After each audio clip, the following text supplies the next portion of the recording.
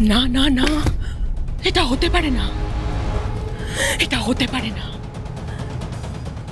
ঈশার হুট করে সবকিছু মনে পড়ে যেতে পারে না।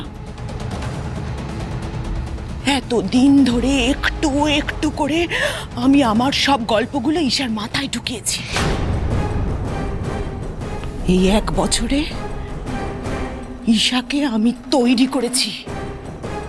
ঈশা মানুষটা আমার বানানো। ও তো এখন মনে প্রাণে বিশ্বাস করে যে ওই ঈশা। কিন্তু এইবার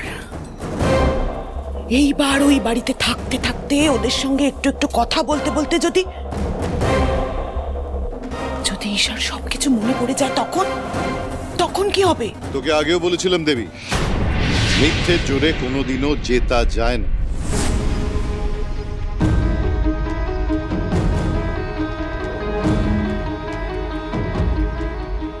দাদা,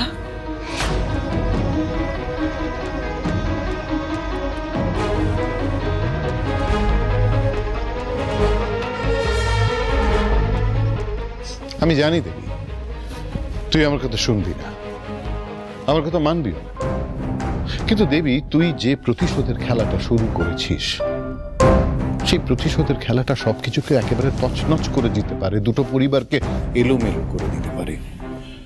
তখন তুই সেই পরিস্থিতিটা সামাল দিতে পারবি তো দেবী? আমি সামলাতে চাই না দাদা। আমার জীবনটা তো সেই কবেই তছনছ হয়ে গেছে। তখন যেমন কেউ আমাকে সামলাতে আসেনি, সমস্ত ঝড় ঝাপটা সামলে একার হাতে আমাকে হাল ধরতে হয়েছিল, ওদেরও সেটাই করতে হবে। যে যন্ত্রণা আমি এতদিন ভোগ করেছি তার 1000 গুণ বেশি যন্ত্রণা ওদের ভোগ করতে হবে।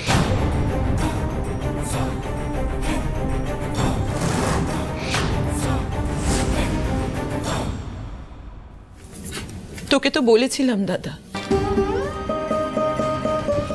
আমার শ্বশুর মশাই যখন দেবাংশুকে বাড়ি থেকে বার করে দিয়েছিলেন, আমায় কিন্তু ওই বাড়িতেই রাখতে চেয়েছিলেন।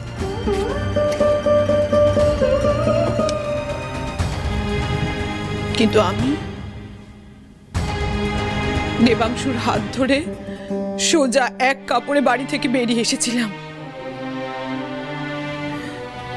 মৈনাক তখন 3 বছরের, আর সায়না আমার গর্ভে এসে গেছে। স্বামী সন্তান নিয়ে আমি রাস্তায় এসে দাঁড়িয়েছিলাম,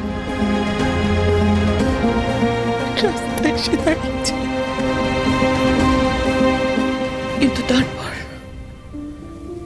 তারপর হঠাৎ একদিন দেবাংশু উধাও হয়ে গেল। সোজা বিদেশে। অনেক খুঁজেছিলাম আমি, অনেক খুঁজেছিলাম জানিস তো দাদা, কিন্তু হঠাৎ জানতে পারলাম দেবাংশু ওদের পরিবারের সবাইকে ঠকিয়ে ওই অষ্ট দাদুর মূর্তি পাচার করতে চাইছে। বেআইনি কাজ তো ও করতই, কিন্তু নিজের পরিবারকে ভুলে তাদের অসহায় ভাবে একলা ফেলে দিয়ে ও যে চলে যেতে পারে আমি তা কোনোদিন ভাবতেও পারিনি। রাগে ক্ষোভে ঘেন্নায় আমি ফেটে পড়েছিলাম, কিন্তু সেদিনই ঠিক করেছিলাম আমার সন্তানদের ওপর ওদের বাবার ছায়া কোনোদিন পড়তে দেব না। আর তারপর থেকে একলা হাতে আমি আমার ছেলে মেয়েদের মানুষ করেছিলাম। তবে হ্যাঁ, মানসিকভাবে যখন ভেঙে পড়েছিলাম তুই আমাদের পাশে ছিলিস। তোর সাহায্যেই আমি আমার ছেলে মেয়েদের সুশিক্ষায় শিক্ষিত করতে পেরেছি, প্রতিষ্ঠিত করতে পেরেছি। কিন্তু ওদের বাবার পরিচয় কোনোদিন দিতে পারিনি। দিতে চাসনি দেবী, তাই? কেন চাইবো, কেন জানাবো? যে মানুষগুলো কোনোদিন ওদের খোঁজ পর্যন্ত নেয়নি, অতীত ভেবে ওদের ভুলে গেছে, ওদের অস্তিত্ব মন থেকে মুছে ফেলেছে, কেন জানাবো ওদের তাদের কথা? কেন? বেশ করেছি জানাইনি। যতবার ওরা ওদের বাবার কথা জিজ্ঞেস করেছে আমি ইচ্ছে করে মিথ্যা কথা বলেছি। বলেছি ওদের বাবা বিদেশে গেছে বিজনেসের কাজে। কোনোদিন দেবাংশুর সত্যিটা ওদের জানায়নি দাদা, কোনোদিন না।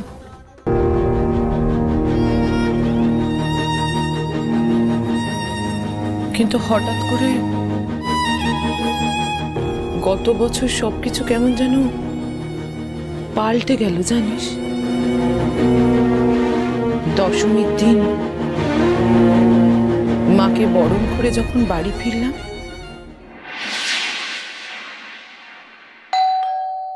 বাবা এখন আবার কে এলো?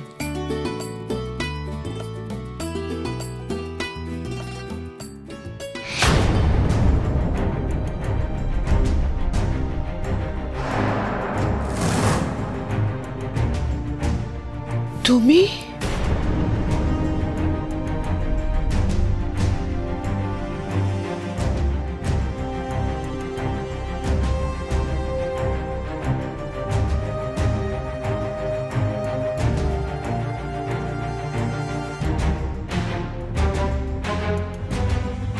কেমন আছো? তাতে তোমার কি এসে যায়? এতগুলো বছর বাদে কেন এসেছো তুমি? কেন এসেছো? কি করতে এসেছো? না, আমি কিচ্ছু শুনতে চাই না, কিচ্ছু না। তুমি এক্ষুনি এই মুহূর্তে এখান থেকে চলে যাও, বেরিয়ে যাও এখান থেকে, বেরিয়ে যাও বলছি।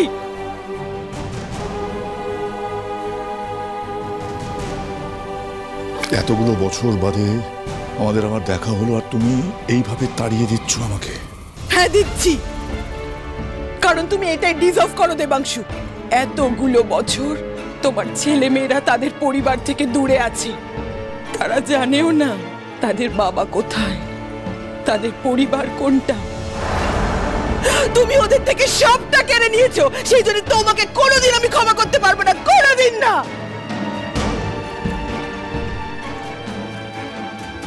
আমি জানি আমি ভুল করেছি। যে ভালোবাসা দিয়ে তোমাদেরকে আগলে রাখা উচিত ছিল, তোমাদেরকে আঁকড়ে ধরে থাকা উচিত ছিল,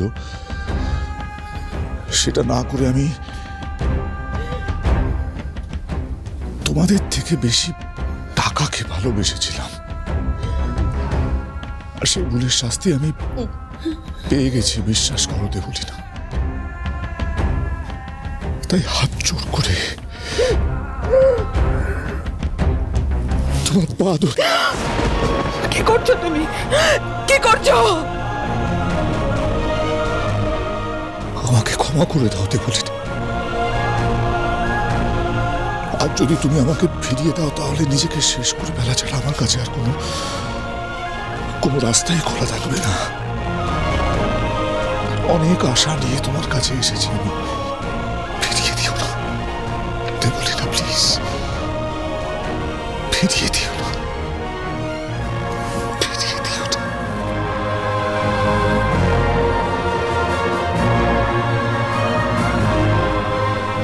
যে দেবাংশু সিংহ রায় কোনোদিন কারোর কাছে মাথা ঝোঁকায়নি, হাজার অন্যায় করেও ক্ষমা চায়নি কোনোদিন, সেই দেবাংশু সিংহ রায় আমার পায়ে হাত দিয়ে ক্ষমা চাইছে রে দাদা। আমি দুর্বল হয়ে গিয়েছিলাম, আমি তাকে ফেরাতে পারিনি।